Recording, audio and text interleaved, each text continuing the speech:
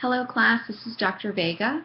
I have just finished grading your VoiceThread presentations and I really enjoyed them. It was quite time consuming because I found myself really drawn into these presentations that you guys made, and they were excellent. And so instead of giving individual feedback, I wanted to give you guys as a group general feedback on your VoiceThreads. As I was reading those, I was taking copious notes. Lots of different things that were being said that I thought were very interesting or stirred more thought in me, and I have to say that you guys did a great job.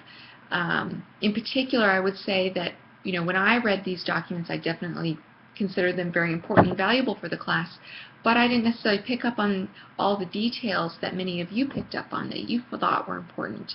And so I think it's just great that we get different perspectives of what is the most important information in these resources, and we've gotten a great variety of responses to that. So some of the things that I wanted to point out while I was watching those, I'm just going to talk about in general here. And so going over these notes, first I know that several of you addressed the underrepresentation of the special populations in K-12 online learning.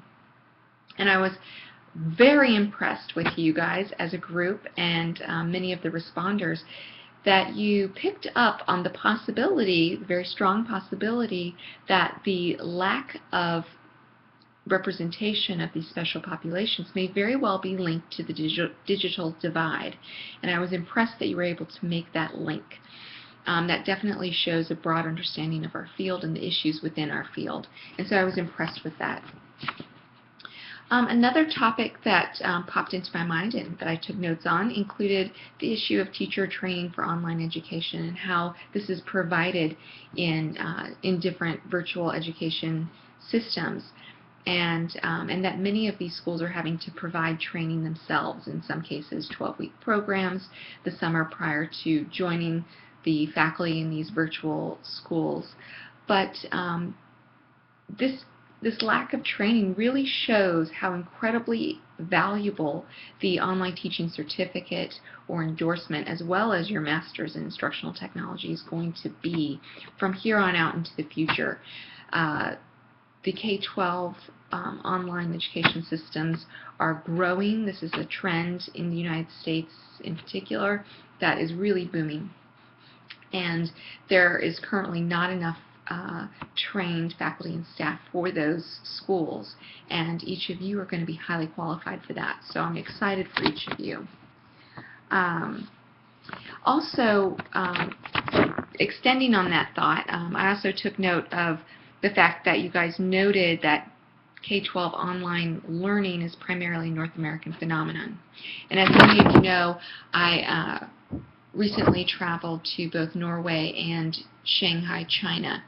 And in both locations, I can say that I spoke with different educators as well as teacher educators, specifically about K-12 virtual education, or virtual schooling, I should say. And that was a phenomenon that they were not familiar with, at least those individuals that I spoke with. In fact, I was presenting on the topic in Shanghai, and no one there at that particular conference at Shanghai Normal University could actually reference a program in China that was doing K-12 online learning. And so it is definitely a new field that the United States is really leading on. And so it should be interesting how we move forward in that as a